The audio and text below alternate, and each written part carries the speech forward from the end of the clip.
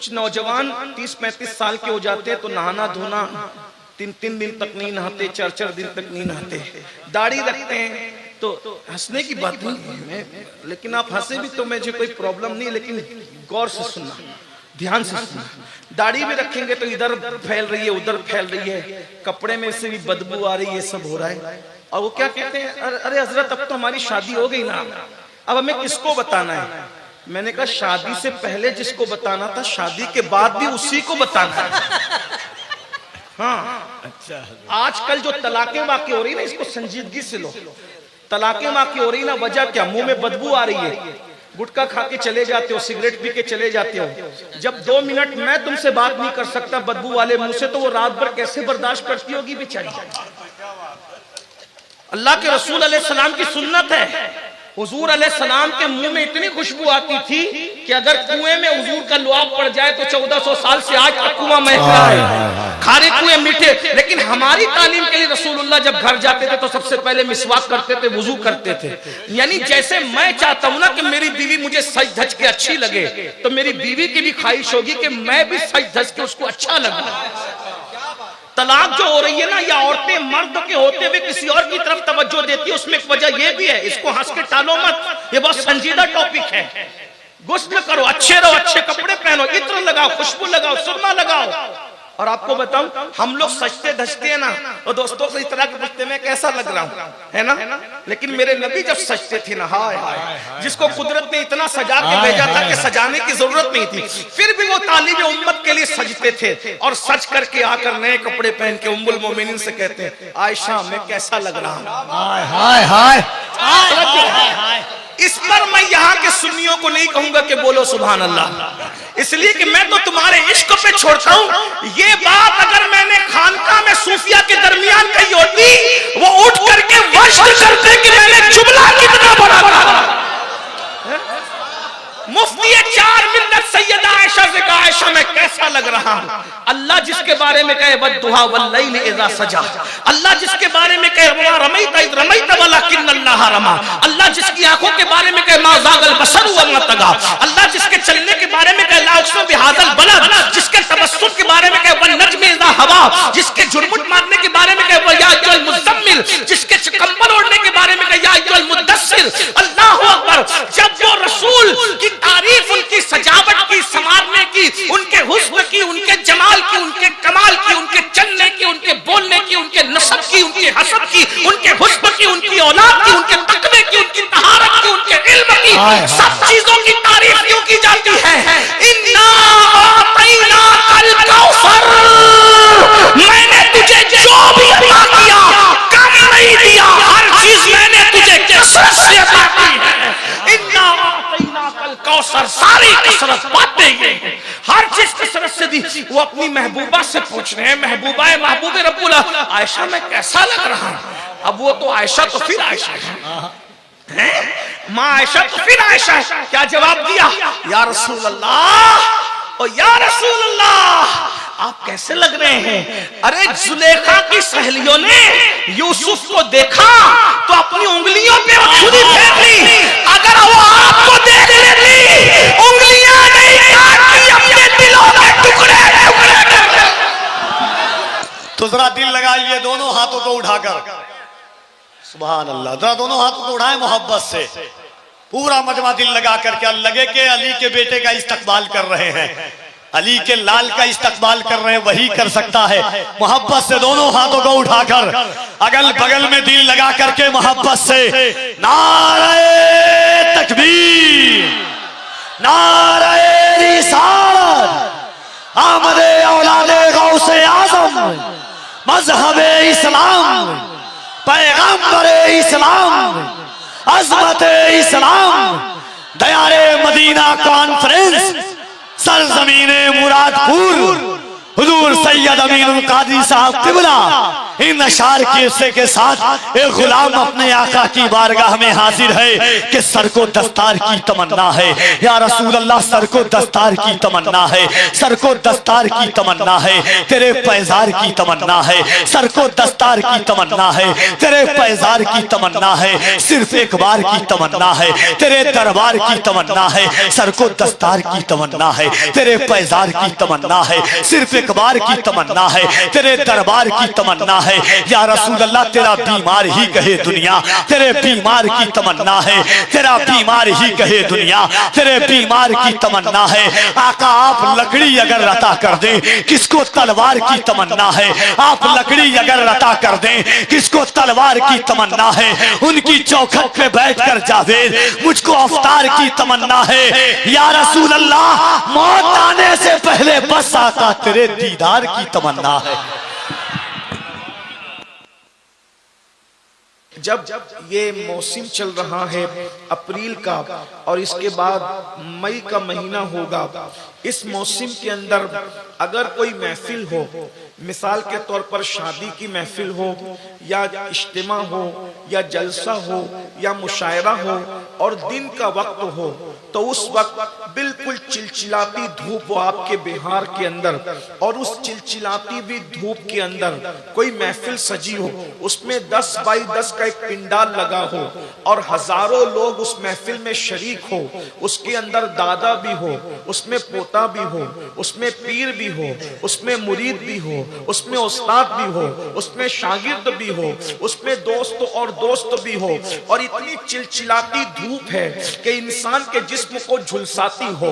अब हम लोग, मैं शिकायतन नहीं कह रहा हूं, सिर्फ आपको एहसास हो जाए, हम लोग ट्रेन से निकले एसी डब्बे से, जैसे ही हम लोग मुजफ्फरपुर रेलवे स्टेशन के बाहर निकले, ऐसा लग रहा था जल्दी से भागकर गाड़ी में बैठ जाओ, इतनी शिद्दत की धूप थी। हालांकि उस वक्त तो कमोबेश मेरे ख्याल से 3:30 के करीब हो रहे थे, यानी ढलता हुआ सूरज था। उस वक्त भी इतनी शिद्दत की धूप थी कि हम चाहते थे कि जल्दी से दौड़कर गाड़ी में बैठ जाएं। ये हकायक है, ये सच्चाई है।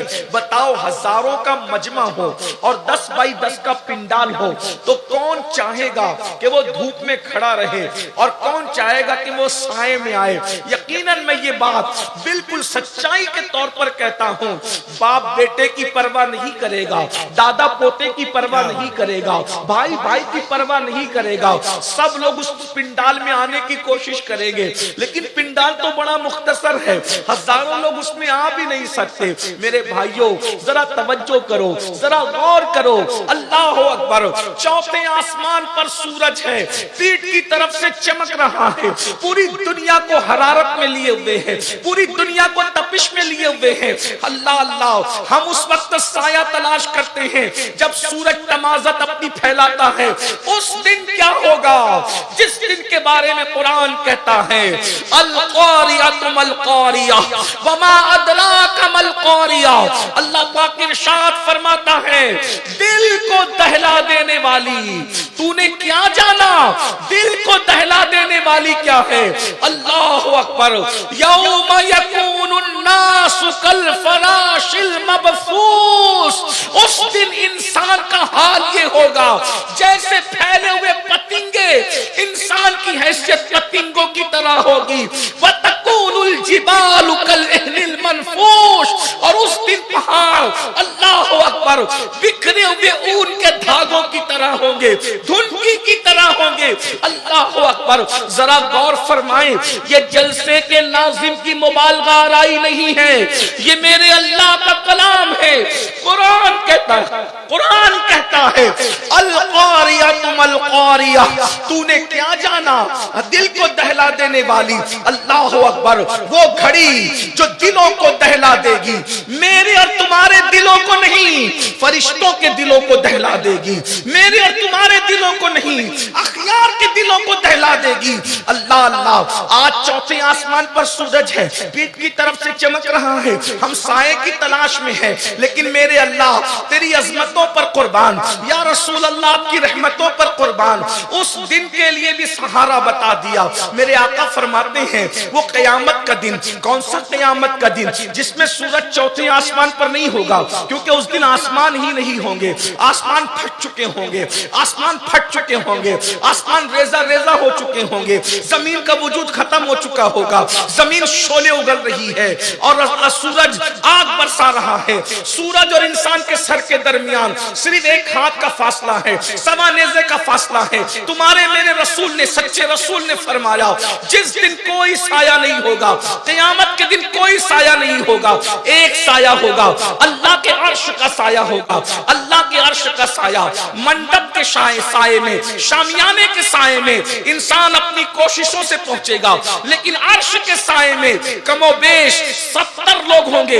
हदीस की कुल तादाद मिलाई जाती है तो 70 की तादाद बनती है। 70 खुशनसीब है जिनको अल्लाह क़यामत के दिन अर्श का साया अता फरमाएगा, अर्श का साया। और फिर याद रखना, अल्लाह अकबर, यानी क़यामत का साया किसी की उम्र की वजह से नहीं मिलेगा, किसी के नस्ब की वजह से नहीं मिलेगा, किसी की खूबसूरती की वजह से नहीं मिलेगा, किसी की डिग्री की वजह से नहीं मिलेगा।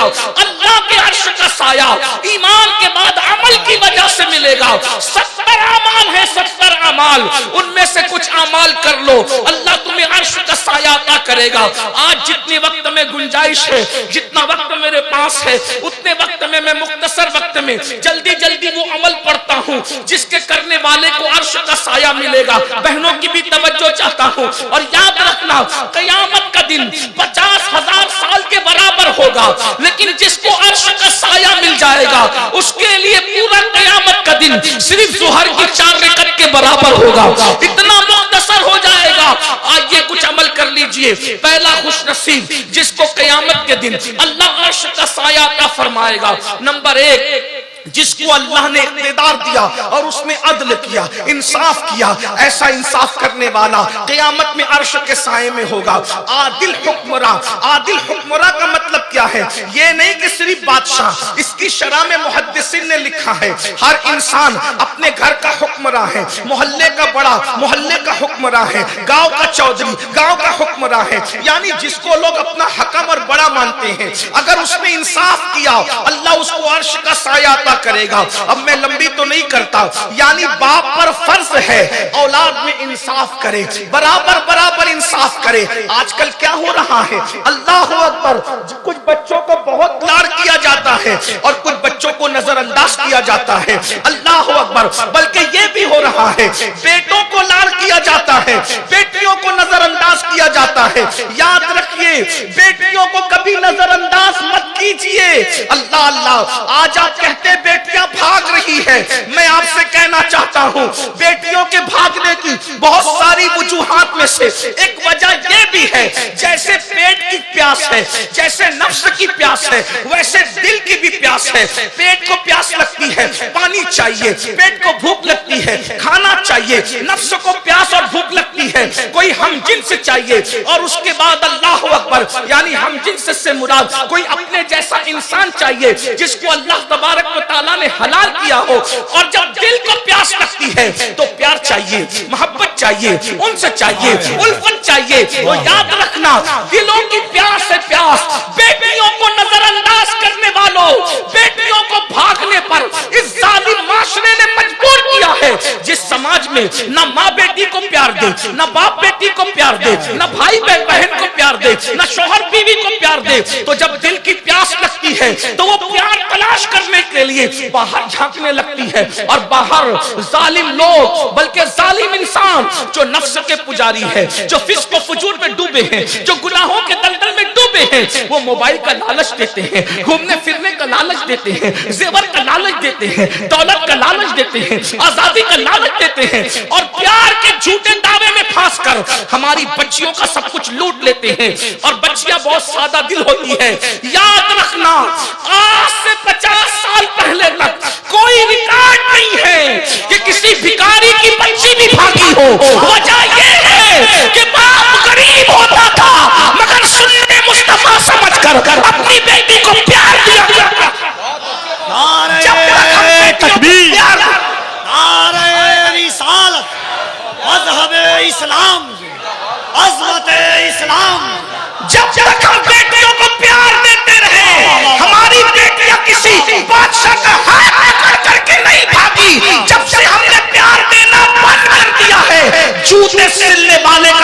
हाथ पकड़कर बेटियां भाग रही है, चप्पल सिलने वाले का हाथ पकड़कर भी बेटियां भाग रही है। ऐ जालिम माशरे के लोगों, सिर्फ दाढ़ी रखना सुन्नत नहीं है, सिर्फ टोपी पहनना सुन्नत नहीं है, सिर्फ मिसवाक करना सुन्नत नहीं है, इतना सुन्नत लगाना सुन्नत नहीं है।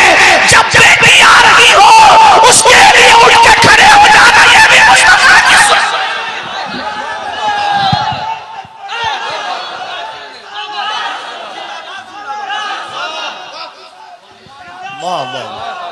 असमत सैयदा पर मेरे माँ बाप कुर्बान, लेकिन बेटी की आमद पर खड़े होना ये भी मुस्तफा जाने रहमत की सुन्नत है।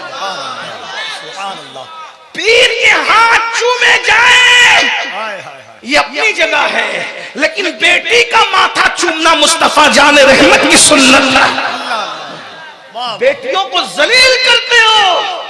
जिस समाज में बेटियां जलील की जाए वो समाज की बेटियां, बल्कि एक बात कहूं, एक जुमले में अर्ज करके आगे गुजरता हूं वरना मैं अपनी पूरी बात नहीं रख सकूंगा। जहां बेटी को बेटी का दर्जा दिया जाए वहां बेटियां कभी नहीं बिगड़ती, बस इतनी बात है। जहां बेटी को बेटी समझा जाए वहां बेटी कभी बाहर किसी से दिल नहीं लगाती। जहां बेटी को बोझ समझा जाए, जहां बेटी को शैतानत समझा जाए, जहां बेटी को नहूसत समझा जाए, जहां बेटी को जो है वो माअज़ल्लाह अपने लिए वबाले जान समझा जाए, जहां बेटी को अजाब समझा जाए, फिर वहां बेटियां समझती है मेरा तो इस घर में कोई है ही नहीं। इधर भाई का मुंह सीधा नहीं, उधर बाप का मुंह सीधा नहीं, उधर माँ कहती है तू मरती क्यों नहीं, तू पैदा कैसे हो गई, तुझे रिश्ते नहीं आते, तुझे कोई पूछता नहीं। याद रखें, बेटियों की इज्जत करना जाने, बेटियों की कद्र करना जाने। मैं ये सुनवान पे आगे नहीं बढ़ता, एक हदीस पेश करता हूं और आगे बढ़ता हूं। अपनी बहनों से भी कहता हूं, बेटी से ज्यादा नफरत औरतें करती हैं। ये समाज का बहुत बड़ा अलमिया है। बेटियों से सबसे ज्यादा नफरत औरतें करती है। मेरी बहनों, ये सीरियल, नहूसत और फिल्मों की वजह से है। एक बात तुम्हें बताऊं, अगर तुम बेटियों को पैदा होने नहीं देना चाहती, अगर तुम्हारी माँ ने भी तुम्हारे लिए यही फैसला किया होता तो क्या तुम आज जिंदा होती? बेटियों को बोझ मत समझो, बस इतना समझ लो, हदीस पाक में आता है अल्लाह के रसूल अलैहिस्सलाम फरमाते जब बेटी किसी के घर में पैदा होती है उस घर में फरिश्तों का नुज़ूल होता है और चारों तरफ से फरिश्ते उस बेटी को घेर करके कहते हैं, ए कमजोर जान से पैदा होने वाली कमजोर जान, जब तक तू इस घर में रहेगी हम तेरे साथ रहमत के फरिश्ते इस घर में मौजूद रहेंगे। यानी बेटों की पैदाइश के बाद तुम्हें किसी न किसी तावीज की जरूरत है रहमत के फरिश्तों के लिए, लेकिन बेटी की पैदाइश ऐसा तावीज है कि जब तक बेटी घर में रहेगी रहमत के फरिश्ते उसके साथ रहेंगे। अगर रसूलुल्लाह की बात पर यकीन है तो रसूलुल्लाह ने फरमाया कि जब तक बेटी घर में रहती है पैदा होने के बाद से रहमत के फरिश्ते उसके साथ साथ घर में, तो औलाद के साथ इंसाफ करो, अदल करो, अपनी बेटियों पे जुल्म मत करो, बेटों पर भी मत करो, बेटों को भी नजरअंदाज मत करो। एक बात कहूं, आजकल बेटों को भी कहीं कहीं नजरअंदाज किया जाता है, बेटों को भी मत करो, इंसाफ करो। कैसा इंसाफ? उम्मुल मोमिनीन सैयदा आयशा सिद्दीका की बारगाह में एक औरत आई, सैयदा ने उसको एक खजूर दी, खजूर देने के बाद उसके साथ दो बेटियां थी। सैयदा आयशा सिद्दीका की दी हुई खजूर को उसने बराबर बराबर दो टुकड़े किया और दोनों बच्चियों में तकसीम कर दिया। सैयदा आयशा को बहुत हैरत हुई, रसूलुल्लाह तशरीफ लाए सल्लल्लाहु अलैहि वसल्लम, तो आका से उन्होंने अर्ज की, आका वो औरत को मैंने खजूर दी, उसने बराबर बराबर तकसीम कर दिया। आका फरमाते हैं अगर वो ऐसा न करती तो क़यामत के दिन अल्लाह उससे सवाल करता कि उसने दोनों बेटियों को बराबर बराबर खजूर क्यों न दी। अब तवज्जो करें, कभी लोग बड़ी बेटी को ज्यादा चाहते हैं तो बहुत देते हैं, छोटी को नजरअंदाज कर देते हैं, छोटी को चाहते हैं तो बहुत देते हैं, बड़ी को नजरअंदाज। लेने देने में इंसाफ, बस एक चीज में छूट है, एक चीज में, दिल पर तुम्हारा कब्जा नहीं है। किस औलाद के लिए अल्लाह दिल में कितना प्यार पैदा कर दे ये अल्लाह के इख्तियार में है, जो अपने इख्तियार में उसमें हमें अदल करना है। जैसा कमरा एक बेटे को वैसा दूसरे को भी, जैसा बेटे को वैसा बेटी को भी, जब तक वो घर में पलती रहे। जैसा खाना एक को वैसा खाना दूसरे को, जितनी मिठाई इसको उतनी मिठाई। अदल करो, अल्लाह अर्श का साया अता फरमाएगा। 50,000 साल का दिन तुम्हारे लिए सिर्फ 4 रकअत ज़ोहर के बराबर होगा। नंबर 2, हर एक चूंकि मेरे आका की हदीस है और मेरे इमाम उस हदीस के बारे में कहते हैं, या रसूल अल्लाह मैं निसार तेरे कलाम पर मिली यूं तो किसको ज़बान नहीं, वो सुखन है जिसमें सुखन न हो, वो बयां है जिसका बयां नहीं, फुसहा यूं है दबे लचे कोई जाने मुंह में ज़बान नहीं बल्कि जिस्म में जान नहीं। हुजूर की एक एक इबारतों को अगर हम तशरीह करते जाएं जिंदगी खत्म हो जाएगी, हुजूर की बात खत्म नहीं होगी। लेकिन आज आप सबको तय करके उठना है। हम औलाद के दरमियान इंसाफ करेंगे, हम इसी तरह भाइयों के दरमियान, अगर बड़े भाई हैं बड़े भाइयों तो छोटे भाइयों के दरमियान इंसाफ करेंगे, बहनों के दरमियान इंसाफ करेंगे। अदल करो, इंसाफ करो, अल्लाह अकबर। बल्कि बहुत बातें जहन में आती है, लेकिन यहाँ पर दूसरा खुश नसीब जिसको कयामत के दिन अर्श का साया मिलेगा। आका इरशाद फरमाते हैं, वो जवान जिसने अपनी जवानी को गुनाहों से बचा करके गुजार दिया, यानी जिसकी जवानी अल्लाह की इबादत में गुजरी हो, गुनाहों से बचा करके गुजरी हो, ऐसे जवान को अल्लाह कयामत के दिन अर्श का साया अता करेगा। मेरे सामने जितने लोग बैठे हैं 90% नौजवान है। बड़ा सुनहरी मौका है, बड़ा खूबसूरत मौका है, बड़ा गोल्डन चांस है। बस इतना करना है, अपनी जवानी को गुनाह से बचाओ, गुनाह से बचा करके गुजारो। कभी कभी हम लोगों की तकरीर सुनकर जवान मायूस होते हैं, क्या हम माज़अल्लाह मुसलमान हैं तो हमें इंजॉय करने की इजाजत नहीं, हम इंजॉय नहीं कर सकते? याद रखना, वो दकियानुसी ख्याल रखता है जो तुम्हें इंजॉय से मना करता है, वो दकियानुसी ख्याल रखता है जो तुम्हें कमाने से जमाने से मना करता है। हमारा मजहब पूरी दुनिया में एक ही मजहब है जिसे मजहब इस्लाम कहते हैं। जितने इंजॉय की इजाजत इस्लाम देता है कोई मजहब नहीं देता, जितना दौलत कमाने और जमाने की इजाजत इस्लाम देता है कोई मजहब नहीं देता। अभी आपने हजरत शम्स मिल्लत से ज़कात के मामलात समाअत फरमाए। भाई ज़कात कौन देगा?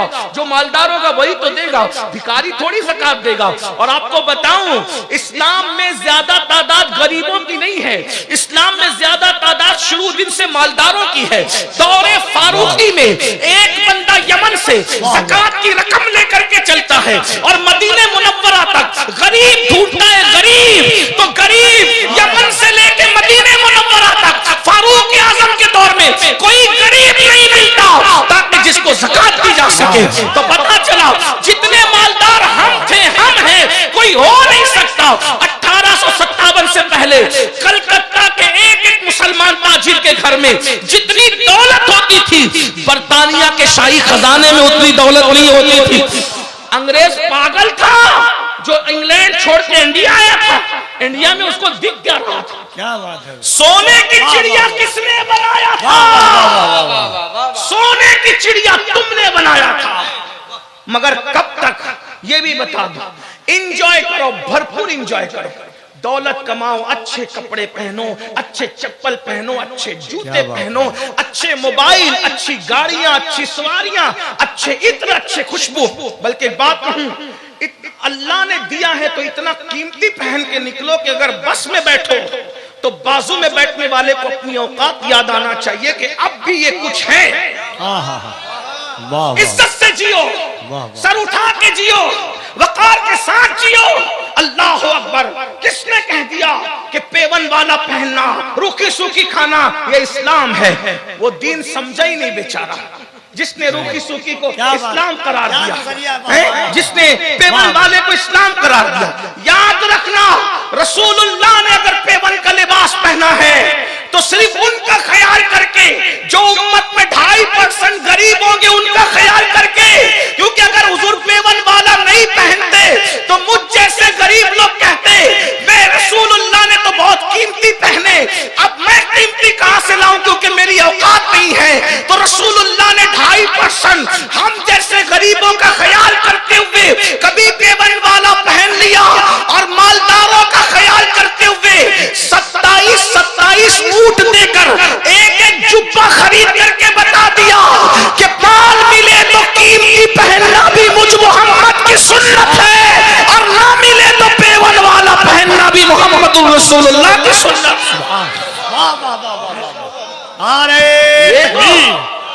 नारे रिसालत, वाह बुरा हो वाह वाह, तबलीग के जाहिल मुबल्लिगों का, क्या बात है। जिसने तुम्हें ये बताया कि रूखी सूखी और पेवन इस्लाम है।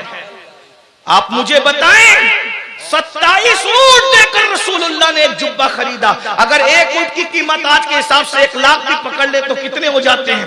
27 लाख का एक जुब्बा मेरे नबी ने पहना। इसीलिए तो हमारी आंखें चौंधियाती नहीं है। एक शख्स ने कहा वो फुला मुल्क का वजीर आजम रोजाना नया पहन रहा है। मैंने कहा किसी और को धौंस दे, बैतुल माल का चुरा के पहन रहा है तो हमें क्या मुतासिर करेगा? हमारे नबी ने खुद कमा कर 27 ऊंटों का एक जुब्बा पहन करके बताया, जिसका हम कलेमा हमारा मजहब मालदार। इंजॉय कीजिए मोबाइल, लेकिन ये नहीं है तो इस्तेमाल कीजिए, नहीं है तो तनाव कीजिए। जितनी चादर उतना पैर फैलाइए, हराम में मत पड़िए, जुए से मत कमाइए, लाटरी से मत कमाइए, मेहनत करके मालदार बनो। और अल्लाह के खजाने में किसी चीज की कमी नहीं है। दिन को मेहनत करो, रात को अल्लाह से हाथ फैला करके मांगो। छप्पर फाड़ कर न दिया तो फिर गुलामी लिखने के लिए तैयार। दिन को बाजार में मेहनत करो, रात में अल्लाह की बारगाह में तलब करो। इंजॉय अपना मजहब, अपने मजहब से बढ़कर कहीं इंजॉय नहीं है। घूमने फिरने की इजाजत हमारे मजहब में, अच्छा खाने की इजाजत हमारे। कुछ लोग ये कहते हैं हुजूर बहुत कम खाते थे। मैंने कहा बिल्कुल ये भी सुन्नत है, लेकिन कभी इतना भी खाया और हमारे लिए सुन्नत बनाया। लोग आधे दिन को क्यों पेश करते हैं? पूरा दिन की पूरी हदीस में नजर है। एक दिन बकरी ज़बा की गई, बकरी ज़बा की गई। हुजूर अलैहिस्सलाम को दस्ताने, बहुत दस्ताने समझते, बकरी के आगे का जो हिस्सा होता है उसको दस्ताने कहते हैं। हुजूर को बहुत पसंद है आगे का हिस्सा, आगे का जो होता है वो पैर के ऊपर का हिस्सा, उसको दस्ताने कहते हैं। हुजूर अलैहिस्सलाम में निकाल, हांडी में से दस्ताना निकाला गया, हुजूर को बहुत पसंद था, खा लिया। फरमाया दूसरा निकाल, दूसरा भी निकाला। फरमाया तीसरा निकाल। निकालने वाले ने कहा या रसूलल्लाह 2 ही होते, तीसरा नहीं होता। मुस्कुरा के फरमाया मैंने कहा था जब तक मैं कहता जाता हांडी से निकलता जाता। भाई 2 दस्ताने कितने होते हैं? 2 दस्तानों का वजन कितना होता है? तो पता चला जब न मिले तो पेट पर पत्थर बांधना भी सुन्नत है, और जब मिल जाए तो फिर 2-2 दस्ताने खा भी सकते हैं। हाँ, एंजॉय करो। कौन कहता है इस्लाम में एंजॉय नहीं है? भाइयों, औरों के यहाँ मजहबी बनना है तो शादी नहीं कर सकते, और यहाँ तो मजहब की तालीम है। फन्किहू मा ताब लकुम मिनन निसा मसना व सुलासा व रुबा। बहनों के डर से तर्जुमा नहीं करता, घर जाके कंजुल ईमान उठा के देख लेता। घर के इसलिए कि आपका ख्याल है तो उनका भी तो ख्याल है, उनका ज्यादा है, क्योंकि आप ऑर्डर देकर आते हो कि अमीनुल कादरी आ रहा है, सैयद पका के रखना। तुम पका के रखने का ऑर्डर देकर के आते हो, तुम नहीं पकाते, लेकिन रोटियां तो उनके हाथ की खाते हैं, तो कुछ तो एहसान का बदला एहसान हो। इसलिए तर्जुमा नहीं करूंगा। फन्किहू मा ताब लकुम मिनन निसा मसना, एक से शुरू नहीं किया, एक पे खत्म किया इस्लाम। तवज्जो फरमाए, एक पे खत्म किया है। मसना व सुलासा व रुबा फइन खिफ्तुम अल्ला तादिलु फवाहिदा। जितने रज़ी अल्लाह रहमतुल्लाह अलैह हमारे हैं, उनमें से 90% सब एक से ज्यादा है। 10% में सब एक वाले हैं, 90% सब एक से ज्यादा है। और रज़ी अल्लाह भी कहते हैं, रहमतुल्लाह अलैह भी कहते हैं, और जो दूसरे की तरफ कदम बढ़ाए तो उसका बाइकाट भी करते हैं। कितने नादान हैं हम लोग। याद रखो भाई, जिनको रज़ी अल्लाह रहमतुल्लाह अलैह कह रहे हैं, अगर वो 90% एक से ज्यादा है तो पता चला कि एक से ज्यादा करना ऐब नहीं है, रज़ी अल्लाह कहलाने वालों की सुन्नत है। बल्कि सिर्फ रज़ी अल्लाह ने अलैहिस्सलाम कहलाने वालों की भी सुन्नत है। इसका ख्याल करें। मैं क्या कहता, एंजॉय। इस्लाम जितना कहता है कोई नहीं कहता अच्छा खाओ, अच्छा। अब बताओ आप, हमारे नबी को क्या क्या पसंद था खाने में? शहद, हलवा, जैतून, ये हुजूर की पसंद। बकरी का गोश्त, मुर्ग का गोश्त, चावल, सरीद। सरीद किसको कहते हैं? जो गोश्त के, बकरी के गोश्त के सालन में रोटी जौ की उसको टुकड़े करके दाने सरीद कहते हैं। सरीद खानों का सरदार है, सैयदुत ताम है। आपसे पूछना चाहता हूं मेरे भाइयों, जरा बताएं तो कोई है भी ऐसा जिसकी पसंद ऐसी? आजकल लोग पैदा होके मर जाते हैं, दूसरे लोग, उनको कभी जैतून नजर नहीं आता है, खजूर नजर नहीं आता, पनीर नजर नहीं आता। ये हाल है। और मेरे नबी का वो पसंदीदा खाना है, ये है। एंजॉय कीजिए, बस करना क्या है, गुनाह मत। पिकनिक पे जाओ, फूलों करो, ये इतना खूबसूरत है, तो इसको बनाने वाले के हुस्न और जमाल का आलम क्या होगा। पिकनिक पे जाके लड़कियों को पाप की नजर से मत देखो, पिकनिक पे जाके औरतों को हराम नजर से मत देखो, तितलियों को देखो कि ये इतनी खूबसूरत है। जब अल्लाह ने मखलूक हकीर को इतना खूबसूरत बनाया, तो जिसको अपनी कुदरत का शाहकार बनाया होगा, उस मोहम्मदुर रसूलुल्लाह को कितना खूबसूरत बनाया होगा। अरे जब सुम्बुल का पौधा इतना खूबसूरत है, तो हबीब की जुल्फें कितनी खूबसूरत होगी। जब नरगिस का पौधा इतना खूबसूरत है, तो हबीब की आंखें कितनी खूबसूरत होगी। जब गुलाब की पंखुड़ियां इतनी हसीन है, तो लबे मुस्तफा की नजाकत कितनी खूबसूरत होगी। इमाम में यही फर्क है एंजॉय करने वाले पाक दामनों का और बदी करने वालों का। तुम चाहते हो तो पाप करते हो। अल्लाह वाले फूलों को देख करके नतीजा निकालते थे, हम तो फूलों को, तितलियों को, दरियाओं को, समुंदरों को देखकर इबरत हासिल नहीं करते।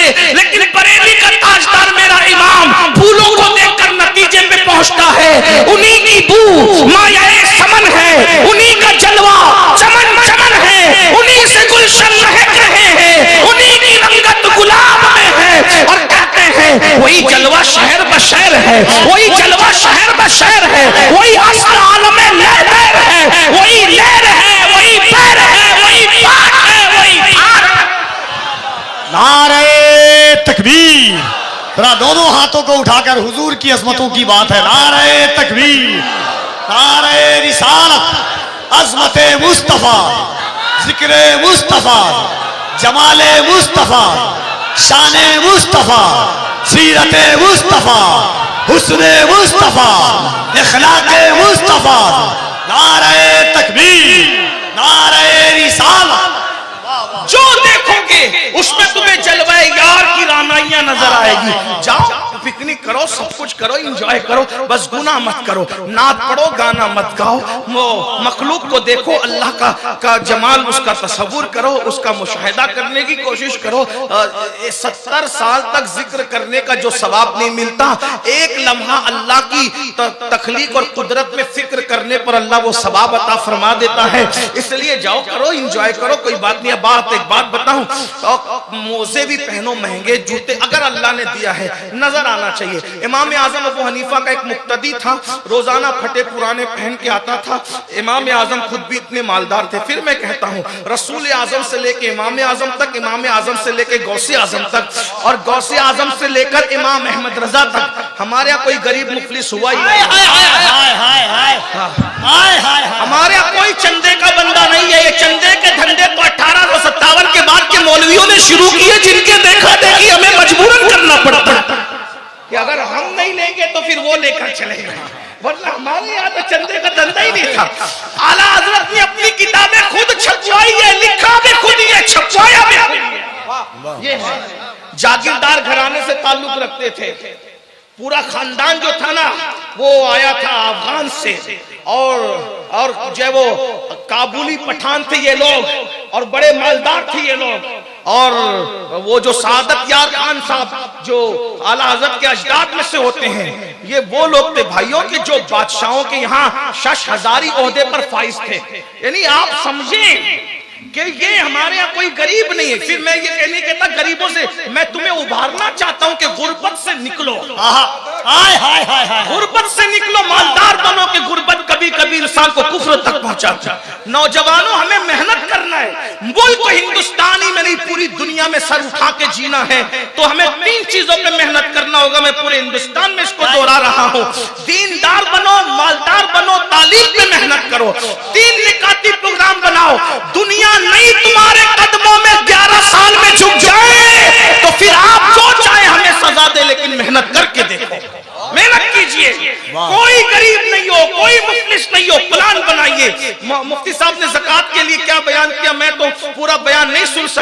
ज़कात सिस्टम से निकालो ऐसा, हर साल मैंने एक को इतना मजबूत कर देना है कि आइंदा साल मेरा वो मोहल्ले का या मेरा वो रिश्तेदार ज़कात निकालने के काबिल बन जाए। इस मिशन के साथ अगर आपने ज़कात निकाला ना तो फिर देखना कहां से कहां बात पहुंची। तो मैं अर्ज़ कर रहा था, इमाम आज़म अबू हनीफा बड़े मालदार थे, 2-2 लाख रुपए की एक चादर ओढ़ते थे इमाम आज़म अपने दौर में। जब फल खरीदने जाते थे तो जितने उलमा बगदाद के और कूफा के होते थे उनके घर पहले फल पहुंचाते थे, अपने घर में बाद में लाते थे। अपनी आमदनी का तकरीबन 40% हिस्सा सैयदों के लिए इमाम आज़म ने वक्फ कर रखा था। और ये इमाम आज़म है भाइयों, इमाम आज़म ये है, इमाम आज़म को काजी बनने न बनने पर सजा नहीं मिली, इमाम आज़म को तो ज़ैद और जाफर सादिक की मोहब्बत की वजह से कत्ल किया गया है। वो कतीले इश्क़ अहले बैत है जिसे इमाम आज़म कहते हैं। वरना काजी न बनने पर भी कोई बादशाह किसी को कत्ल करता है, कोई तारीख देखी है? बहरहाल तो आपने अपने मुक्तदी से फरमाया, बेटा मुसल्ले के नीचे एक थैली जा उठा के ला। वो उठा के लाया, कहा ये तू रख, कपड़े अच्छे पहन, जूते अच्छे खरीद, अच्छा खा अच्छा कमा। उसने कहा सरकार मैं मालदार आदमी, का अल्लाह के बंदे अगर मालदार है तो तेरे कपड़ों से नजर आना चाहिए कि तू मालदार है, तेरी सवारी से नजर आना चाहिए कि तुम चिंदी चोर मत बनो, हाँ नजर आना चाहिए। आप इतने चिंदी चोर हो गए हो कि नाथ खा को भी 10 रुपए की नोट देते हो। वही फटी, हाँ वही मुफ्तदा करे वही फटी हुई, हाँ नाजिम को भी ऐसे। अरे हुजूर ने जब नात सुनी है तो नात सुनने पर उस वक्त तो हुजूर के पास जो सबसे कीमती चीज थी नात खा को वो पेश किया है। हुजूर अलैहिस्सलाम ने यमनी चादरें उड़ाई हसन बिन साबित को, मेरी दीवे मुझे वापस करते हो, सैयद हूं दे के वापस नहीं लेते हम लोग। सोराब मेरी गैरत सियादत का सौदा ना कर, हम लोग एक बार देते हैं तो फिर वापस नहीं लेते। हाय हाय हाय हाय, कितने बेनूर चरागों को जिया देते हैं, अहले बैत अपने मरीजों को शिफा देते हैं। मुफ्ती साहब मांगने वालों जरा खुल के तकाजा करना, ये बड़े लोग हैं तोहफा भी बढ़ा देते हैं। अर्ज क्या कर रहा था, तवज्जो फरमाएं, ध्यान दें आप, तवज्जो करें। वो फरमाया माल है तो माल नजर आना चाहिए, सवारी में, कपड़ों में, लिबास में, मकान में इज्जत से जीना सीखो। अल्लाह अकबर, आ गई बात तो अब आइए जरा। कुछ लोग कहते हैं ये अल्लाह वाले लोग को जेब देता है इतना टिप टाप में रहना। मैंने कहा अल्लाह वाले लोगों को ही जेब देता है कि वो इतने टिप टाप में रहा करें। हाँ वजह, एक मर्तबा इमाम हसन, बात आ गई सुन ले। एक बार इमाम हसन, कैसा हसन है, नबी ने अपने पहले बेटे का नाम हसन रखा, नबी ने अपने पहले बेटे का नाम हसन रखा। हसन मतलब अच्छा, इसीलिए पूरी दुनिया हसन की बुराई करती थी फिर भी हसन कहती थी, हसन कह के बुराई करती थी। नबी के नाम रखने की हिकमत तो देखो, और ये नाम नबी ने भी नहीं रखा, ये जिब्रील ने भी नहीं रखा, ये नाम अल्लाह ने छुपा के रखा था कि नबी अली की पुष्प से जिसको पैदा करूंगा होंगे अली की पुष्प से, लेकिन बेटे तो तेरे बनाऊंगा, उनके नाम छुपा के रखूंगा। एक को हसन कहेंगे, दूसरे को हुसैन कहेंगे। हसन हुसैन के दुश्मन जब मिंबरों पे बैठ के हसन हुसैन की बुराई करेंगे तो कहेंगे हसन ऐसा, हसन ऐसा, हसन ऐसा, हसन ऐसा। अरे जो हसन है वो ऐसा नहीं होता। हसन का मतलब होता, हसन का मतलब होता है अच्छा, हसन, हसन का मतलब होता है, अरे बल्कि हसन का अच्छाई, बहुत अच्छा। और सूरत बनाई थी नबी की हमशबी सूरत। और हुसैन, हुसैन का मतलब भी अच्छा, लेकिन हुसैन इसमें तस्गीर है, अच्छा यानी हुसैन अच्छा, हसन बहुत अच्छा, बहुत अच्छा, मतलब हुसैन भी अच्छा, हसन बहुत अच्छा। ये अच्छे लोग, ये अच्छे लोग। इमाम हसन एक दिन मूड हुआ, मैंने बहुत सजना है आज, मैंने बहुत सजना है। जो रसूलुल्लाह का हमशबी हो, आज उसका मूड हो रहा है। कभी कभी अपना भी मूड होता है ना, आज मैंने सजना है और सजा कर। फिर एक बात अर्ज कर दूं, सजा कर। कुछ नौजवान 30-35 साल के हो जाते हैं तो नहाना धोना 3-3 दिन तक नहीं नहाते, 4-4 दिन तक नहीं नहाते। दाढ़ी रखते हैं तो हंसने की बात नहीं है, लेकिन आप हंसे भी तो मुझे कोई प्रॉब्लम नहीं, लेकिन गौर से सुनना, ध्यान से सुनना। दाढ़ी भी रखेंगे तो इधर फैल रही है, उधर फैल रही है, कपड़े में हो गई ना। अब हमें किसको बताना है? मैंने कहा शादी से पहले जिसको बताना था, शादी के बाद भी उसी को बताना है। हाँ, अच्छा। आजकल जो तलाकें वाक़ई हो रही ना, इसको संजीदगी से लो। तलाकें वाक़ई हो रही ना, वजह क्या? मुंह में बदबू आ रही है, गुटखा खा के चले जाते हो, सिगरेट पी के चले जाते हो। जब 2 मिनट मैं तुमसे बात नहीं कर सकता बदबू वाले मुंह से, तो वो रात भर कैसे बर्दाश्त करती होगी बेचारी? अल्लाह के रसूल अलैहिस्सलाम की सुन्नत है, हुजूर अलैहिस्सलाम के मुंह में इतनी खुशबू आती थी कि अगर कुएं में हुजूर का लुआब पड़ जाए तो 1400 साल से आज तक कुआं महक रहा है। खारे कुएं मीठे। लेकिन हमारी तालीम के लिए रसूलुल्लाह जब घर जाते थे तो सबसे पहले मिसवाक करते थे, वुजू करते थे। यानी जैसे मैं चाहता हूं ना कि मेरी बीवी मुझे सज धज के अच्छी लगे, तो मेरी बीवी की भी ख्वाहिश होगी कि मैं भी सज धज के उसको अच्छा लगूं। तलाक जो हो रही है ना, या औरतें मर्द के होते हुए किसी और की तरफ तवज्जो देती है, उसमें एक वजह यह भी है, इसको हंस के टालो मत, ये बहुत संजीदा टॉपिक है। गुस्ल करो, अच्छे रहो, अच्छे कपड़े पहनो, इत्र लगाओ, खुशबू लगाओ, सुरमा लगाओ। और आपको बताऊं, हम लोग सजते धजते हैं ना, और दोस्तों से इस तरह के पूछते मैं कैसा लग रहा हूं, है ना? लेकिन मेरे नबी जब सजते थे ना, हाय हाय, जिसको कुदरत ने इतना सजा के भेजा था कि सजाने की जरूरत नहीं थी, फिर भी वो तालीम उम्मत के लिए सजते थे। और सज करके आकर नए कपड़े पहन के उम्मुल मोमिनीन से कहते हैं, आयशा मैं कैसा लग रहा हूं। हाय हाय हाय हाय हाय। इस पर मैं यहाँ के सुन्नियों को नहीं कहूंगा कि बोलो सुभान अल्लाह, इसलिए कि मैं तो तुम्हारे इश्क पे छोड़ता हूँ। ये बात अगर मैंने खानका में सूफिया के दरमियान कही होती, वो उठ करके वर्ष करते कि मैंने जुमला कितना बड़ा कहा। मुफ्ती 4 मिल्लत सैयदा आयशा से कहा, आयशा मैं कैसा लग रहा हूं। अल्लाह जिसके बारे में कहे वद्दुहा वल्लैल इज़ा सजा, अल्लाह जिसके बारे में कहे वमा रमैता इज़ रमैता वलाकिन्नल्लाह रमा, अल्लाह जिसकी आंखों के बारे में कहे मा ज़ागल बसर वमा तगा, अल्लाह जिसके चलने के बारे में कहे ला उक़सिमु बिहाज़ल बलद, जिसके तबस्सुम के बारे में कहे वन नज्मि इज़ा हवा, जिसके झुरमुट मारने के बारे में कहे या अय्युहल मुज़्ज़म्मिल, जिसके कंबल ओढ़ने के बारे में कहे या अय्युहल मुद्दस्सिर। अल्लाहु अकबर।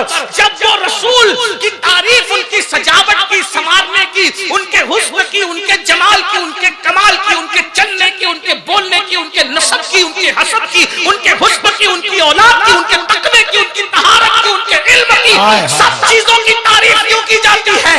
इन्ना आतैनाकल कौसर, मैंने तुझे जो भी अता किया कम नहीं दिया, हर चीज मैंने तुझे कसरत से अता की है। इन्ना आतैनाकल कौसर, सारी कसरत बातें ये हैं, हर चीज कसरत से दी।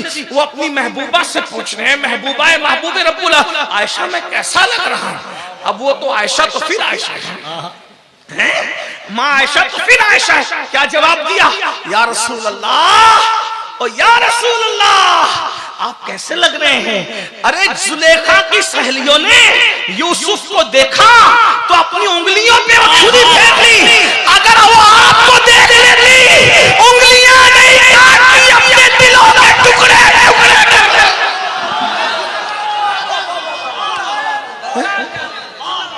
वो कमाल हुस्न हुजूर है कि गुमान नक्श जहां नहीं, यही फूल खार से दूर है, यही शम्माए के धुआं नहीं। करूं तेरे नाम पे जाफेदा, न बस एक जा दो जहां फेदा, दो जहां से भी नहीं जी भरा। करूं क्या करोड़ों जहां नहीं, सरताब कदम है तमे सुल्ताने जमन फूल, लब फूल धन फूल सकन फूल बदन फूल। वल्लाह जो मिल जाए मेरे गुल का पसीना, मांगे न कभी इत्र न फिर चाहे दुल्हन फूल। दंदानो लब जुल्फों के शाख फिदाई है, दुर्रे अदन लाले यमन मुश्क खुतन फूल। दिल इतना भी शैदाई है उस माखू ने पाका, इतना भी महनों के नाए चरके कौन फूल। क्या बात रज़ा उस चमनिस्तान करम की, ज़ारा कली जिसमें हुसैन और हसन फूल।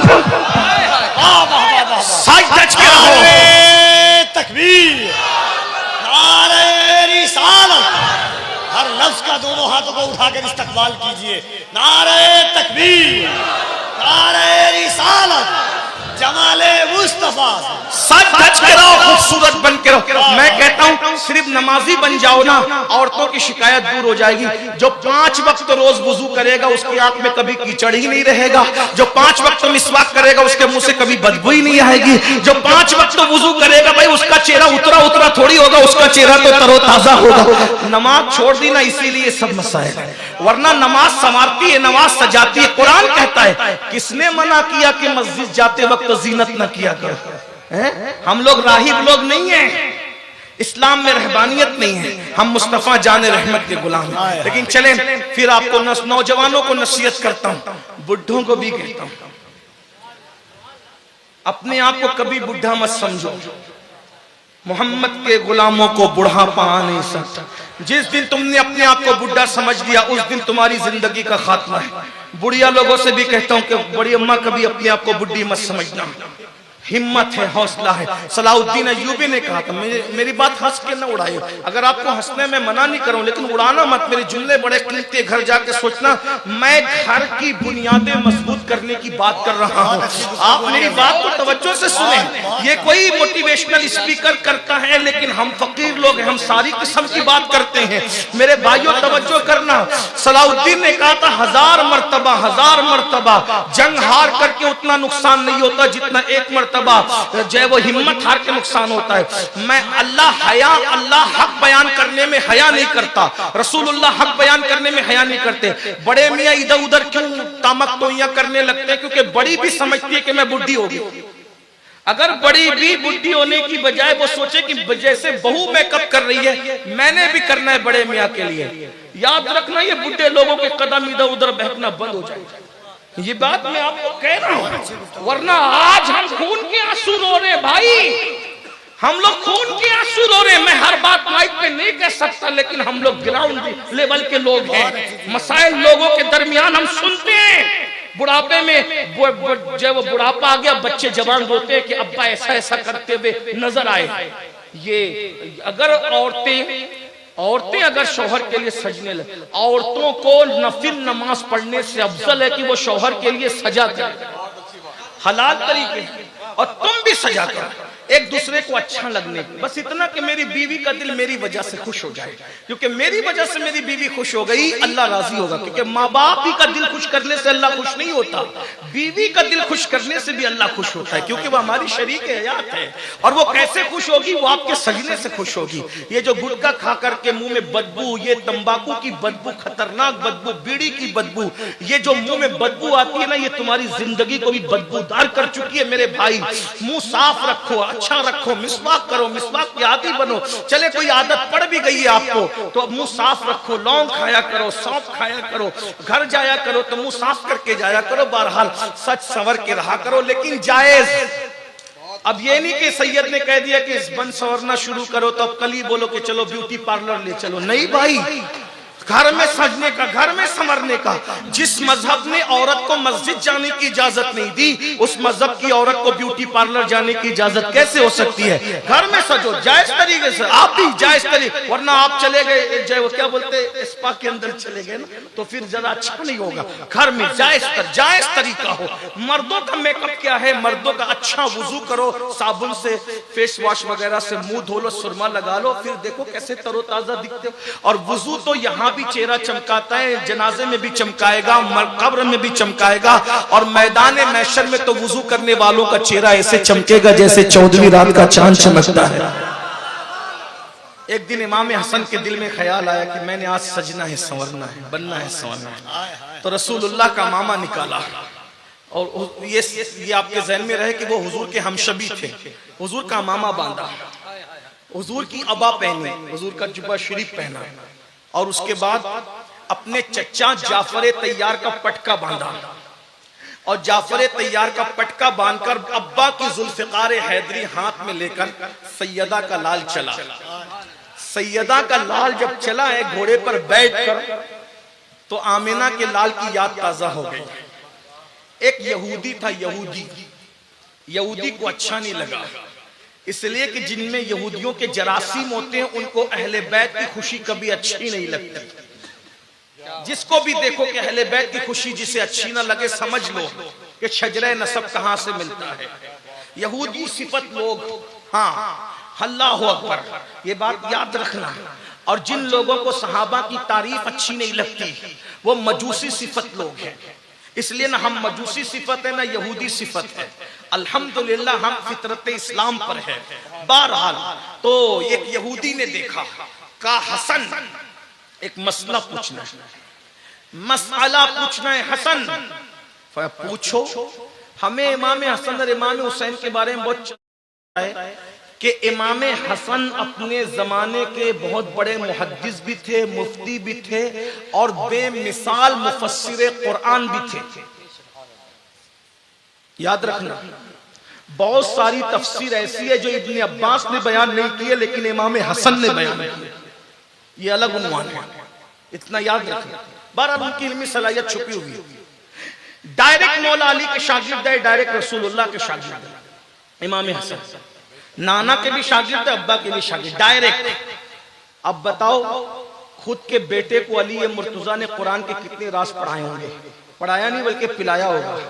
इतना समझ लें कि जब जाफर सादिक की सोबत में 2 साल रहकर कोई इमाम आजम बनता है तो अली की गोद में रह करके कितना पढ़ा होगा इमाम हसन है? जो 2 साल इमाम आजम बना दे बेटे और पोते के, तो वो बाप के फिर वो कितने साल? इमाम हसन को कमोबेश 35 साल मिले मौला अली से इस्तिफादा करने के लिए, ये अलग उन्वान है। बहरहाल यहूदी ने कहा हसन एक मसला पूछना है। कहा क्या? तुम्हारे नाना की एक हदीस है, अद-दुनिया सिजनुल मुमिन व जन्नतुल काफिर। दुनिया मोमिन के लिए कैद खाना है और काफिर के लिए जन्नत है। ये तुम्हारे नाना की हदीस है कि नहीं? अब बिल्कुल है, बिल्कुल है नाना की हदीस का। अब बता तुम मुझे क्या मानते हो? काफिर। कुछ लोग कहते हैं काफिर को काफिर नहीं कहना चाहिए। मैंने कहा ये सहाबा की भी सुन्नत है, रसूलुल्लाह की भी सुन्नत है और अल्लाह की भी सुन्नत है। हम लोग काफिर को काफिर ही कहते हैं, वरना वो ना कहें तो क्या कहें, मोमिन को मोमिन ही कहते हैं। कुछ लोग जनाना सिफत लोग दुनिया में पैदा हो गए, का काफिर को काफिर ना कहो, लेकिन जो काफिर को काफिर नहीं कहते ना वो रसूलुल्लाह के माँ बाप को काफिर कहते हैं। हाँ ये भी याद रखना, क्या ज़ौक़ है इनका। अबू लहब को काफिर ना कहो, फिरौन को काफिर ना कहो, लेकिन रसूलुल्लाह के माँ बाप को काफिर कहते हो, तो शर्म नहीं आती? और आपको भी कहते हैं नमाज पढ़ो तो देख के पढ़ा करो कि ये नबी के माँ बाप को काफिर मानता है या मोमिन मानता है। हाँ, रिश्तेदारी करा करो तो ये भी देख के किया करो, और जलसे में किसी को दावत दिया करो तो ये भी देख के दावत दिया करो कि ये नबी के माँ बाप को काफिर मानता है कि मुसलमान मानता है। हाँ, सिर्फ कलाम की बात नहीं है। अरे कलाम तो दूसरे लोग भी पढ़ते हैं, हमारे लिए पाबंद किया गया। जिससे दीन सीख रहे हो उसके ख्यालात, नजरियात और अकायद देखकर दीन सीखा करो। आधा की तरह आधा बटेर मत बनाया करो। हमें कोई जरूरत नहीं है 70-22 हजार की भीड़ की, हमारे लिए 72 वफादार काफी है बस। हाँ, इतना याद रखना। रिश्तेदारी भी अकीदा देखकर, नमाज भी अकीदा देखकर, जलसे में बुलाना आना जाना भी अकीदा देखकर, इसका ख्याल रहे। नूर आलम भाई आपकी तवज्जो खास चाहता हूं, मैं कोई शायर नहीं हूं लेकिन ये बात आपको ख्याल रखना चाहिए। हाँ, क्या अल्लाह अकबर का तुम्हारे नाना की हदीस है, तुम्हारे नाना की हदीस है, अद-दुनिया सिजनुल मोमिन व जन्नतुल काफिर, कि दुनिया मोमिन के लिए कैद खाना, काफिर के लिए जन्नत। ऐ हसन मेरे कपड़े देख, फटे पुराने, मैं भूखा, मेरा चेहरा पीला, मेरी आंखें अंदर, मैं भिखारी भीख मांग रहा हूं, और तू बादशाहों जैसे सजा हुआ है, खाया है, पिया है, कीमती कपड़े हैं, इमामा है, तलवार है। अब बता तेरे लिए दुनिया जन्नत है या मेरे लिए? मैं तो कैद खाने के कैदी की तरह हूं और तू बादशाहों की तरह। मोमिन तू या मैं? हसन थे हसन, बाबे मदीनतुल इल्म का डायरेक्ट शागिर्द, सैयदुल आलमीन मुस्तफा जान रहमत का डायरेक्ट शागिर्द का नाना की ये हदीस तो बिल्कुल सही है। दुनिया सिजनुल मोमिन व जन्नतुल काफिर, दुनिया मोमिन के लिए कैद खाना है और काफिर के लिए जन्नत है। का सुन, ये जो मेरा लिबास देख रहे हैं ना, इतना कीमती अमामा, ये ठाट बाट, ये मेरे गुलाम मुरीद जो पीछे लोग चल रहे हैं, ये देखकर तू कह रहा है कि तेरे इतने ठाट बाट है, जन्नत तो ये दुनिया तेरे लिए का नहीं, जो जन्नत में इनाम मेरे लिए अल्लाह ने रखा है ना, अगर उसके मुकाबले में मेरा ये ठाट बाट देखे तू तो ये कैद खाने की तरह है। अब अंदाजा लगा, जब कैद खाने में हम इस शान से जी रहे हैं तो जन्नत में हमारे ठाट बाट के आलम क्या होंगे। और ये दुनिया तेरी जन्नत है, जब तू जन्नत में इतना परेशान हाल है तो तू अल्लाह की जहन्नम में कितना परेशान हाल होगा, इसका अंदाजा कर ले।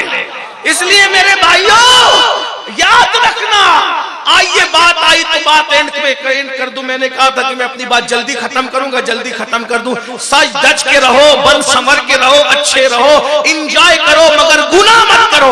एक मर्तबा हजरत मेरे इमाम मूसा काजिम रज़ी अल्लाह ताला अन्हु ने बड़े महंगे जूते पहने, महंगे। आज कोई स्केचर के जूते पहन लेता तो ये स्केचर इस्तेमाल करते हैं, तो फिर क्या तुम्हारे लिए?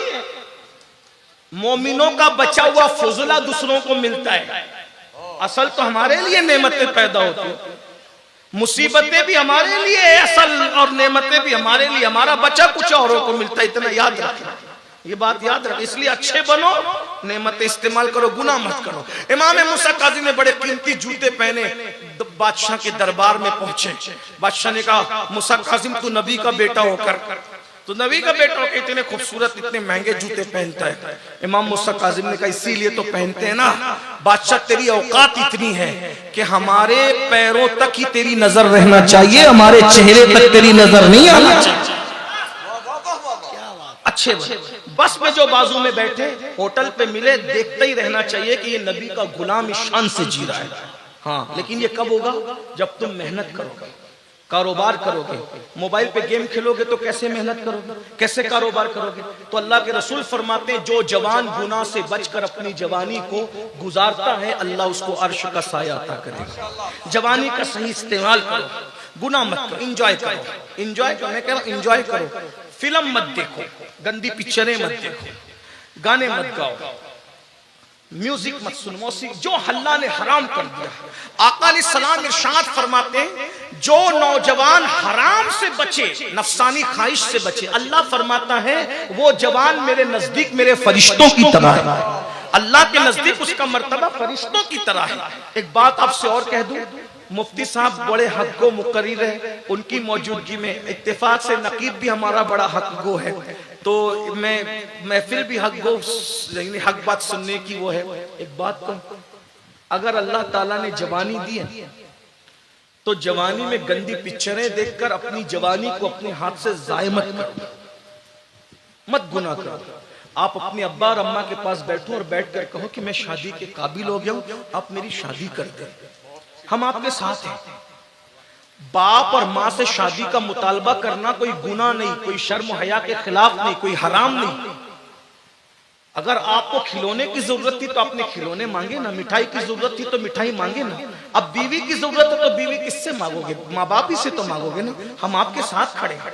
हराम काम मत करो, निकाह करो, शादियां करो, एंजॉय करो, गुनाह मत करो, गुनाह से बचो। तीसरी बात, अल्लाह के रसूल अलैहिस्सलाम इरशाद फरमाते, तीसरा खुश नसीब वो जिसको अर्श का साया मिलेगा, जो मस्जिद से निकले और उसका दिल मस्जिद में लगा रहे। मस्जिद से निकले, दिल मस्जिद में लगा, अल्लाह उसको भी अर्श का साया। मस्जिद से निकल के मस्जिद में दिल लगा रहने का मतलब क्या?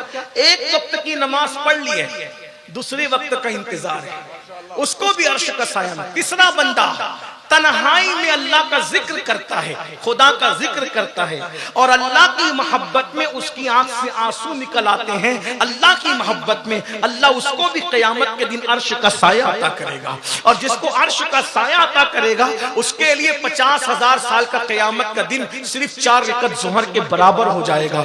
मेरे भाइयों, हम रोए, बहुत मैयतों पे रोए, बेटी की रुखसती पे रोए, किसी पैसे के गुम हो जाने पर। कभी हमें अल्लाह की मोहब्बत में भी रोना आया? कभी हम अल्लाह की मोहब्बत में भी रोए? सबसे कीमती रोना अल्लाह के लिए, रसूलुल्लाह के लिए। याद रखना, हर आंसू पानी बन के बह जाते हैं, जो आंसू अल्लाह रसूल की मोहब्बत में निकलते हैं वो मोती बनाकर चुन लिए जाते हैं। मोती बना के शाने करीमी ने चुन लिए। कतरे जो थे मेरे अरक़े इन्फ़िआल के, अल्लाह के लिए रोना सीखो। किसी इबादत का उतना सवाब नहीं मिलता जितना अल्लाह रसूल के लिए रोने में मिलता है। ये रोना इश्क की अलामत है, रोना मोहब्बत की अलामत है। आज लोग कहते हैं मौलाना हम लोग पहले बहुत मालदार थे, बादशाह थे, ये थे वो थे। मैं कहूँ आपको, कल तक हम रातों को अल्लाह की मोहब्बत में रोते थे, रसूलुल्लाह की मोहब्बत में रोते थे। अब हम रोना ही नहीं आता। अब हम सीरियल देख के रोते हैं, फिल्में देख के रोते हैं, इमोशनल सीन देख करके रोते हैं, जज्बाती मनाजिर देख के रोते हैं। अल्लाह के रोते हैं। हाय हाय वो लोग थे। अल्लाह अकबर। हजरत बिलाल का नाम इश्क में इतना क्यों आगे है? बिलाल कितना रोए हैं हुजूर के लिए। अल्लाह अकबर। बिलाल रोते रोते बेहोश हो जाते थे। हजरत बिलाल के इश्क का हाल ये था, हुजूर की मोहब्बत में रोने का हाल ये था कि बिलाल हबशी मदीने मुनव्वरा में विसाले रसूल के बाद किसी का हाथ पकड़ के कहते हैं हुजूर कहाँ है, मुझे बताओ हुजूर कहाँ है। तो लोग कहते बिलाल हुजूर तो पर्दा फरमा गए। तो बहुत रोते, दिल पकड़ के रह जाते। अल्लाह अकबर। कभी बिलाल जंगलों में निकल जाते, हुजूर कहाँ है। एक दिन बिलाल हबशी ने फैसला किया कि हुजूर अलैहिस्सलातु व तस्लीम जो है कहीं नजर ही नहीं आते। मदीने की गली घूमते रहो, ढूंढते रहो, ढूंढते रहो। हालांकि उनको पता था कि हुजूर का विसाल हो गया, मगर रोते बहुत थे। एक बात याद रखना, रोने वाला हुजूर का कुर्ब पाता है, हुजूर का दीदार पाता है। मेरी कौम अल्लाह रसूल के लिए रोना सीखे। आज हमारे दिल सख्त हो गए।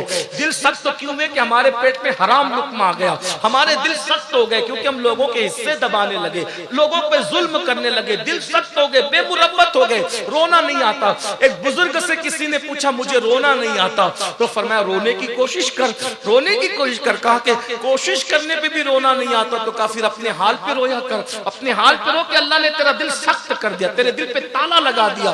रोने वाले अल्लाह को बहुत पसंद है। कुछ लोग रोने वालों का मजाक उड़ाते। रोना ये इश्क की अलामत है, मोहब्बत की अलामत है। बिलाल हबशी हुजूर को ढूंढते रहते, तलाश करते रहते, लेकिन हुजूर नहीं मिलते। सोचा चलो मदीना मुनव्वरा छोड़, मदीना शरीफ छोड़, मुल्क शाम चले। एक ही काम था, रोना रोना रोना रो। बिलाल रोते थे, सिर्फ रोते रहते, रोते रहते। कुछ लोग कहते हैं मदीना शरीफ जाना है, कोई वजीफा बताएं। मैंने कहा आसान वजीफा, सिद्क दिल से रोना सीख। साल भर में बुलावा ना आए तो फिर देखना, दो में से कोई एक चीज जरूर होगी। बहुत गारंटी के साथ तो नहीं कह सकता क्योंकि मुझे कोई इख्तियार नहीं, लेकिन बुजुर्गों से जो सुना है वो पहुंचा रहा हूं।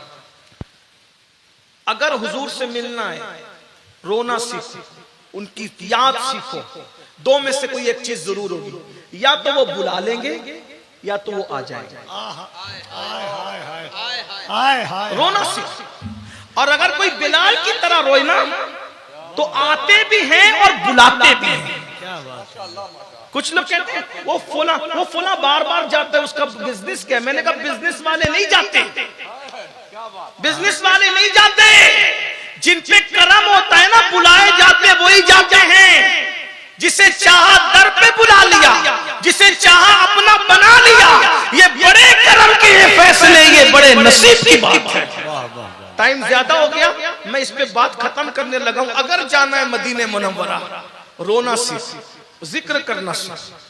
आप कभी रोते ही नहीं भाई। एक बात बताओ, रोना नहीं आया तो रोने की कोशिश करो, रोना नहीं आया तो रोने की कोशिश करो। भाई कमेटी वाले तो सुनना चाह रहे, मजमा भी सुनना चाहिए।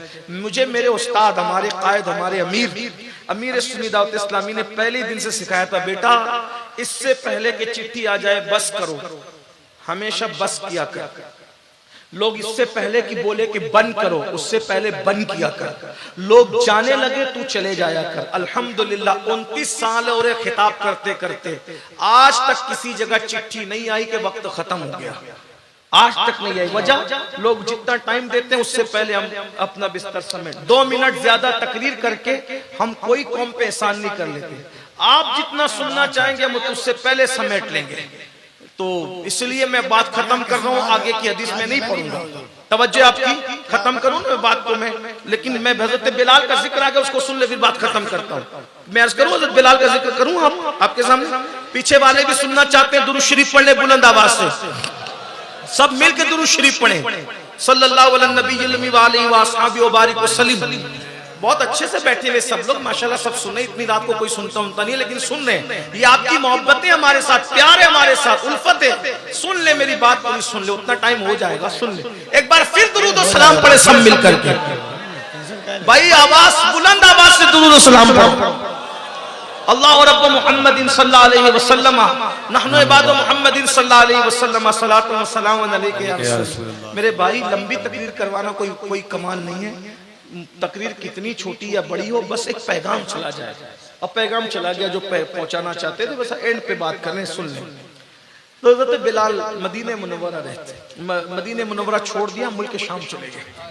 रोते रोते रोते रहते, रो रहे थे। एक दिन रोते रोते बिलाल बहुत तड़पे।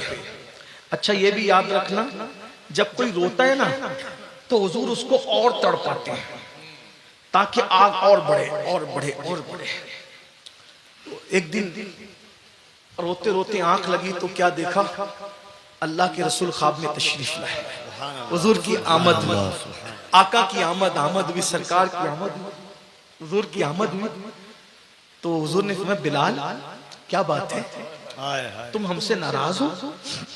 बिलाल, इसको आरिफ रूमी ने, अल्लामा जलालुद्दीन रूमी ने मसनवी में बहुत तफसील से लिखा है, जिसको मैं बहुत शॉर्ट में पेश कर रहा हूँ। बिलाल हमसे नाराज हो?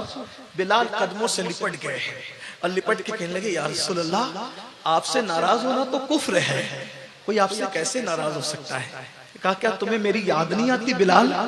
बिलाल तो मेरी, हुजूर हर वक्त तो आपकी याद आती है। सरकार फरमाते फिर तुम मदीना क्यों छोड़ दिए, तुम मदीने क्यों नहीं आते?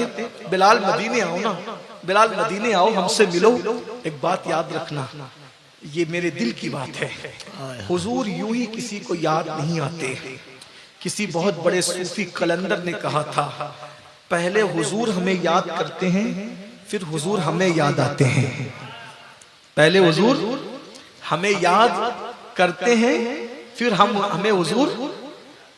आज हमारा जिक्र हुआ होगा, क्या बात है, क्या बात, आज हमारा जिक्र हुआ होगा गुंबदे खजरा के साये में, इसलिए आज हुजूर हमें याद आ गए, वो याद आ गए हैं, वो याद आ गए, उन्होंने याद किया होगा, जरूर याद किया होगा।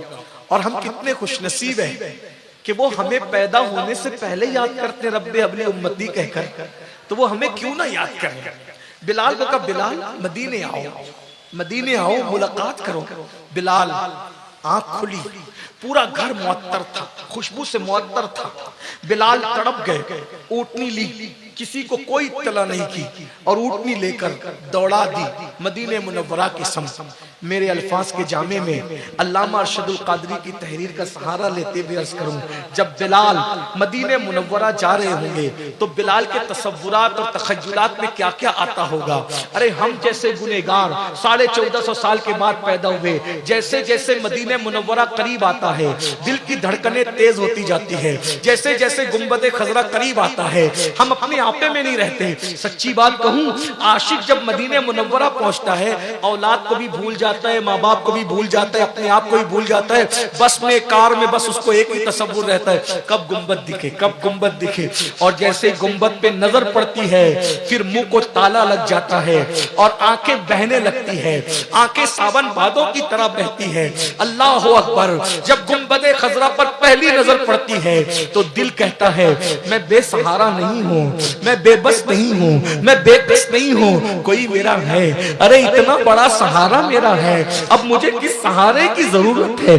अल्लाह अकबर। जरा गौर तो करें, हमारा सहारे से बड़ा सहारा किसका हो सकता है मुसलमानों। तो जब मेरी आपकी कैफियत ये है अल्लाह अल्लाह, तो बिलाल की क्या कैफियत होगी, बिलाल के साथ क्या मोहब्बतें थी, बिलाल के साथ क्या प्यार था। ये भी जुमला दिल पे लिख लो, हम करोड़ों उम्मती मिलकर एक आका से जितना प्यार नहीं करते, एक आका हम सबसे ज्यादा हमसे प्यार करते हैं।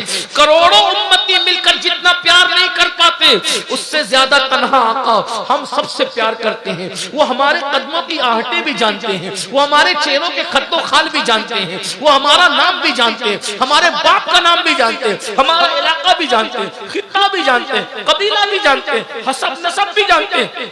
हमारे पैर में कांटा चुभता है, हमें बाद में दर्द होता है, पहले ये दर्द गुम्बदे खजरा के मकीन को होता है, क्योंकि कुरान कहता है लक़द जाअकुम रसूलुम मिन अनफुसिकुम अज़ीज़ुन अलैहि मा अनित्तुम हरीसुन अलैकुम बिल मुमिनीना रऊफ़ुर रहीम। इसीलिए तो कहा गया किसी मोमिन को मत तड़पाना, क्योंकि मोमिन बाद में तड़पता है, गुम्बदे खजरा का मकीन पहले बेचैन हो जाता है। इसीलिए मेरे इमाम आला हज़रत कहा करते थे कि सुन्नी को बेवकूफ भी मत कहा करो, तुम सुन्नी को बेवकूफ कहोगे उसका दिल दुखेगा, उससे पहले मदीने के ताजदार का दिल दुखेगा। इसलिए किसी को बेवकूफ कह के भी उसका दिल मत दुखाओ। हुजूर हमसे करीब है, जान से ज्यादा करीब। मोमिन बाद में तड़पता है, गुम्बदे खजरा का मकीन पहले बेचैन हो जाता है। इसीलिए मेरे इमाम आला हज़रत कहा करते थे कि सुन्नी को बेवकूफ भी मत कहा करो, तुम सुन्नी को बेवकूफ कहोगे उसका दिल दुखेगा, उससे पहले मदीने के ताजदार का दिल दुखेगा। इसलिए किसी को बेवकूफ कह के भी उसका दिल मत दुखाओ। हुजूर हमसे करीब है, जान से ज्यादा करीब है। लेकिन बिलाल तो फिर बिलाल थे। बिलाल जब करीब आते होंगे मदीने मुनव्वरा के, तो बिलाल पे तो बड़ी शफकतें थी। बिलाल को कभी अपने हाथों से लुकमा भी खिलाया, बिलाल के सर पे कभी हाथ भी फेरा। बिलाल हुजूर की जायरी हयात में बकरियां हुजूर की कभी दोते हैं, कभी ऊंटों को सहलाते हैं, कभी बिलाल अल्लाह अकबर पैदल जा रहे होते अपनी गुर्बत की वजह से, तो रसूलुल्लाह बिलाल को पैदल देखते हैं, कहते हैं बिलाल तू पैदल है, चल आ मेरी सवारी पे बैठ जा। तो रसूलुल्लाह बिलाल को अपनी सवारी पे बिठाते थे, कितनी शफकत करते थे गुलाम पर। बिलाल कहते हैं जब हुजूर मुझे अपनी सवारी पे बिठाते थे ना, तो मैं अपना सीना हुजूर की पीठ से लगा देता था, अभी तक मुझे वो ठंडक महसूस होती है। बिलाल को कितनी बातें याद आती होगी, कितना याद आता होगा। बहरहाल इसी इश्क मस्ती के माहौल में बिलाल हबशी मदीने की फजाओं में पहुंच गए, और जब पहुंचे मस्जिद नबवी के सामने ऊँटनी बिठाई, जो नजर आया हुजूर कहाँ है, किधर है हुजूर, कहाँ है हुजूर। सीने से लग करके कहा बिलाल हमारे जख्मों को फिर तुम ताजा करते हो, भरे हुए जख्मों को फिर हरा करते हो। बिलाल तुम्हें पता नहीं हुजूर पर्दा फरमा गए। फिर आगे बढ़े, कहाँ है हुजूर। बिलाल हुजूर पर्दा फरमा गए ना। फिर आगे बढ़े, कहाँ है हुजूर। बिलाल हुजूर पर्दा फरमा। किसी आशिक ने कहा जैसी बोली वैसा जवाब, बिलाल वो है हुजूर। देख बिलाल वो है हुजूर। मज़ारे रसूल की तरफ बिलाल को दिखा वो हुजूर है, आराम फरमा। बिलाल हुजूर के मज़ार अनवर से लिपट गए होंगे, लिपट लिपट के कहते होंगे या रसूल अल्लाह बुलाया था फिर पर्दा कर लिया, बुलाया था फिर हिजाब कर लिया, बुलाया था फिर पर्दे डाल दिए। हुजूर पर्दा उठाए ना। अगर 14वीं सदी में की जबान में कहा जाए तो यूं कहा जा सकता है उठा दो पर्दा, दिखा दो चेहरा कि नूरे बारी हिजाब में है, जमाना तारीक हो रहा है कि महर कब से निकाब में है। बिलाल ने ये नहीं कहा था, मैं कह रहा हूं, मैं कह रहा हूं। क्यों? क्योंकि बिलाल बरेलवी नहीं थे, अहमद रजा बिलाली थे। हाय हाय अहमद रजा बिलाली थे। बिलाल को बरेलवी कहने की बजाय मुझे इमाम अहमद रजा को बिलाली कहना चाहिए, इससे कद्दे इमाम अहमद रजा बहुत बुलंद हो जाएगा। इसलिए कि इमाम अहमद रजा ने बिलाल से इश्क सीखा है, इमाम ने बिलाल से इश्क सीखा है। मेरे इमाम अहले सुन्नत ने अपने दौर में कहा था ना उठा दो पर्दा, दिखा दो कि नूरे बारी हिजाब में जमाना तारीक हो रहा कि महर कब से निकाब। हाय हाय हुजूर अलैहिस्सलातु व तस्लीम की बारगाह में जो भी अर्ज किया होगा, ऐसे में कोहराम मच गया मदीने मुनव्वरा में। अहले मदीना कहते आशिक रसूल बिलाल आ गए, बिलाल आ गए, बिलाल आ गए, बिलाल आ गए, बिलाल आ गए। सब लोग अपने अपने काम दाम छोड़ के मस्जिद नबवी में, हत्ता कि यहां तक कहा गया पर्दा नशी खवातीन नन्हे नन्हे बच्चों को लेकर मस्जिद नबवी में, बच्चे अपनी माओ से कहते अम्मी मुअज्जिन रसूल तो आ गया, क्या आज इमामुल अंबिया भी आएंगे इमामत कराने के लिए। हुजूर भी आएंगे, चीखें निकल लोग रो पड़ते। बिलाल को देखकर मदीने मुनव्वरा का पिछला दौर याद आता। क्या बहारें थी, लुट गई सारी बहार, सारी बहारें लुट गई, इसलिए कि आमिना के लाल का दीदार जो सहाबा किया करते थे वो खत्म हो गया। अल्लाह अकबर, अल्लाह अकबर। ऐसे में अजान का वक्त हो, खलीफा वक्त अमीरुल मोमिनीन ने कहा बिलाल अजान पढ़ो, बिलाल अजान पढ़ो। बिलाल ने कहा अमीरुल मोमिनीन, महंगी कीमत पर मुझे जो खरीदा गया था, क्या आज उसकी कीमत मांगी जा रही है? नहीं बिलाल, तुम्हें तो खरीदने वाले ने अल्लाह के लिए खरीदा था, आज तुमसे कीमत कौन तलब कर सकता है? बस जो अजान हुजूर को पसंद थी ना, वो अजान हम सुनना चाहते हैं। बिलाल ने कहा नहीं, मैं अजान नहीं दे सकूंगा। क्यों? क्योंकि अजान देते वक्त जब मैं मेरे आका का नाम लेता था तो उस वक्त मैं हुजूर का चेहरा देखता था, अब वो चेहरा नहीं दिखेगा, मैं अजान नहीं पढ़ सकता। ये रोना था बिलाल, ये सहाबा का इश्क था, ये उनके आंसू थे जो आज हमारी आंखों में नहीं है। रोना सीखो, हुजूर के करीब हो जाओगे, रोना सीखो, हुजूर का कुर्ब पालोगे। क्या हुआ जब सब कह चुके, बिलाल ने कहा मैं अजान नहीं पढ़ सकता क्योंकि वो चेहरा मेरे सामने नहीं होगा, मैं अजान नहीं दूंगा। इश्क ने कहा अजान नहीं दूंगा। किसी ने कहा रुको, बिलाल की कमजोरी हमें पता है, ये सब की बात काट देंगे, लेकिन किन की नहीं काटेंगे हमें पता है।